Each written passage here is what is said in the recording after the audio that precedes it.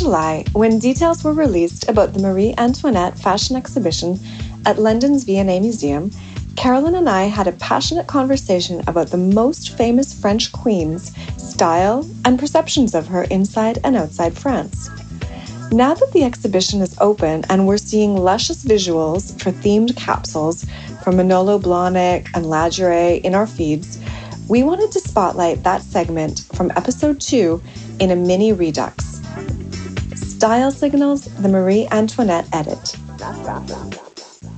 So I wanted to talk about two questions that I have about this exhibit, Carolyn. The first is one that I think the exhibit sets out to answer. Why are we still so interested in her style? We're not talking decades here, like with Carolyn Bessette. We're talking centuries. And the second question is about why this exhibit is not being held in France, but we can get to that later. So Marie Antoinette was known to have great style. There are a lot of drawings and paintings of her in elegant get-ups. She apparently introduced new styles to the court as a foreign influence, but it's not just this elaborate, lavish style that resonates with modern fashion fans. I think it's precisely because of her duality as fashion icon and doomed decadent royal.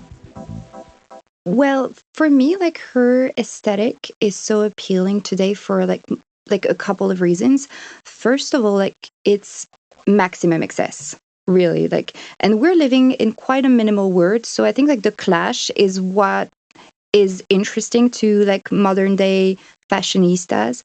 And so it allows them to like just develop their fantasies about. For sure. Okay. I mean, like she had like those amazing like towering wigs, elaborate gowns. Like I think like these garments sort of like they scratch an itch that we didn't know we had. and like the color palette, amazing as well. Like I can see like this like soft pink and mint palette everywhere, like from fashion magazines like to like very trendy bakeries. True. So we love those colors. They feel like very millennial to us because I think we like to rewrite history. So they scream like 18th century, but also like very modern, pretty, day. Feminine. Exactly. And I think what's really seductive about her aesthetic is how artificial it was somehow. Like it's femininity as pure performance art, really. Like, and I think in our current moment of playing with like gender expression, like there's something liberating about like an aesthetic that is so completely constructed. Over the top. Yeah. That's a great point. It is a costume of a performance of femininity. Sure. Absolutely. And I think like the fantasy factor also plays. Because I mean, like when we think of Marie Antoinette, we don't necessarily think about like the state of France at the time, which was way more brutal and turbulent than what her garments say. But they allow us to like escape reality. But that's really interesting. But do we not always think about that famous phrase that is I think it's a misquotation, let them eat cake? I mean, that's what we associate with her. I think that's what like the French associate her for. Because I feel, and that's what's interesting, like you ask why this exhibition is in London and not in Paris. I think it's because like Marie Antoinette is still very much embedded in debates about like class and privileges in France. So like the phrase like let them eat cake, like it's a phrase that we use quite often like in French political discourse to symbolize aristocratic disconnect from common suffering. So I feel that her legacy for the French is quite controversial, and we don't think of her as much as a fashion icon as like the epitome of excess. Exactly. And notoriety. Yeah. I think, there have been some exhibits about her style, more her interior style. It's always done kind of with a bit of distance in France, I feel. I did absolutely adore the performance of the beheading during the Summer Olympics ceremony. I loved it. It was a bit controversial also, I think people were a bit shocked. Yeah, but see, I mean, like when we reference that time, we think about like violence and beheading, like royalty, and not about like pretty fashion. No, you're right. But it was pretty, like, it was campy in a great way. Oh yeah, but I mean, like she was camp. Like she was camp. Like apparently, like some of her gowns were so complex that they had to build like some sort of mechanism within them, like just to create like this wow effect. But yeah, I feel that outside of France, like she has a much more positive image than within like our borders. So there are some feminists who are kind of trying to reclaim her image. She's been depicted often as being selfish and materialistic. But there, for instance, there's a historian, Dr. Madeleine Pelling, who was quoted in Vogue, and she said that as soon as Marie Antoinette came to France from Austria, the French kind of dressed her up and turned her into what they thought a French queen should be. So she was always like a body that got projected onto. And then, so since the 80s, there's been kind of some attempts to portray her more as a victim, and seeing this as a discourse that was vilifying her at the time, and even maybe to the present. And that she would actually be one of the early victims of nasty gossip, dragging her name through the mud. I mean, I'm really excited to see this exhibit. I'll have to take a trip to London to see it. I don't know if it'll make it here. I don't think so. But because the V&A always does such wonderful immersive things, they have a real talent for doing things that are both fun and also thoughtful and considered. This particular one will combine objects, of course, on loan from the Palace of Versailles, jewels, slippers, decorative objects. There will also be some objects and costumes from Sofia Coppola's movie about her, plus designers' takes on her style. Pieces from Chanel, Moschino, Vivienne Westwood. I'll be curious. I mean, I think what they really pulled out were the pannier skirts, the corsets, embroidered trim, ruffles, ribbons, and bows. And as you pointed out, her candy colors and ultra voluminous hairstyles. There is an event that takes place in Paris every year, which is this ball at Versailles. Have you ever been, Carolyn? Never ever. But I've seen like some pictures, and I know some people who actually like to cosplay and dress like Marie Antoinette. Marie Antoinette? Yeah. In France? Yeah, exactly. I mean, like she was like camp and drag before like those were even like concepts. So I understand like the appeal of dressing up like her. Although I've never seen like someone in France dressing up as Marie Antoinette for Halloween. No, I haven't either. See, I think we are quite on the fence about like her like fashion heritage. Well, I think there's still, I mean, correct me if I'm wrong.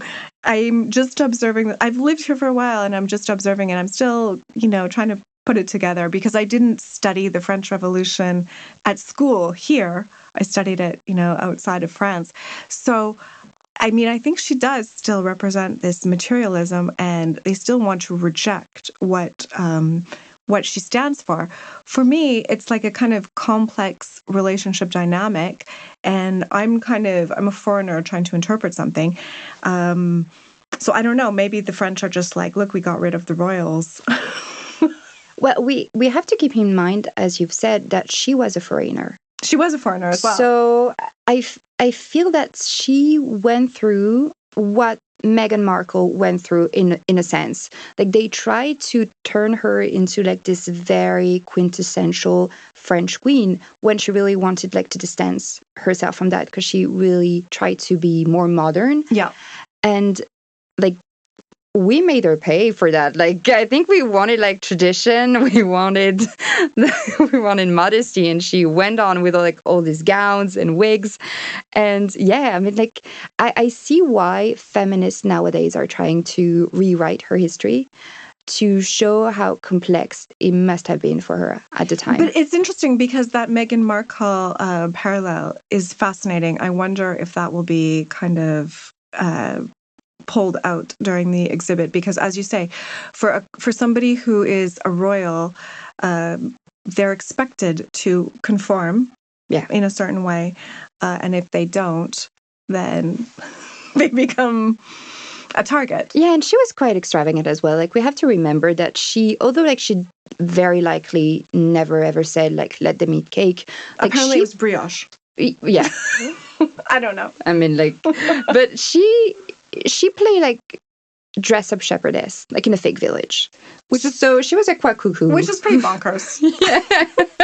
At the same time, is it so different from what we're seeing this past weekend? Like, there's a kind of big dress up taking place in Venice with some very wealthy billionaires. I mean, like, I'm all up for it. But at the time, like, people like struggle to eat and wash themselves. So like, the disconnect was a bit brutal, I think, at the time.